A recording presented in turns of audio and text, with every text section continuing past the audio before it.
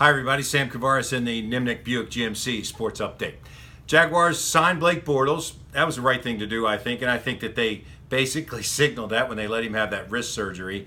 He said Saturday night that after 2 more weeks he expects to be 100%, and he's been throwing 3 days a week, and he's headed to California once again to work on some quarterback skills out there at that quarterback camp. It's a good move for him to continue to do that. You know, he's continuing to improve. A lot of people want to give Bortles a really hard time. Obviously, he played hurt all last year. His teammates love him. His coaches really like him a lot. And the one thing he has not done is shown the ability to win games coming back, you know, in the fourth quarter. And that's the one thing that quarterbacks are judged on, you know, fourth quarter, either game tying or game winning drives. And Blake really, I think the answer there might be 0. But, you know, you can criticize him all you want for that Buffalo game in the playoffs.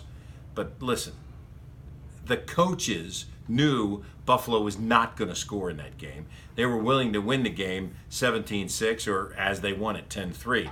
They knew a whole different kind of game was happening in Pittsburgh, and that's why they had a very different kind of game plan as well.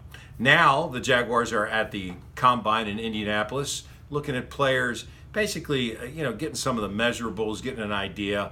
But the guys they're interested in, they'll bring them in, they'll go to the pro day, they'll have much longer interviews. But this is you know, kind of a starting point for a lot of teams, and maybe to catch somebody might catch their eye that they haven't been thinking about. The big thing is obviously free agency that's coming up March 12th. You can sign players March the 14th. So what do they look at first? Well, they told us at the Combine that ARob's going to be a Jaguar next year. Now, whether it's a franchise tag or he signs a deal, they said that they have the money and that's going to happen. ARob Colvin, they said they have money for him, but Colvin may be a little bit too rich for what the Jaguars are willing to pay for a slot corner. As good as he played last year, and that's great for him, contract year, he probably wants to be a standalone corner out there and make that big time money, but the Jaguars may not be willing to pay that. Paul Posluszny, sign the guy, okay?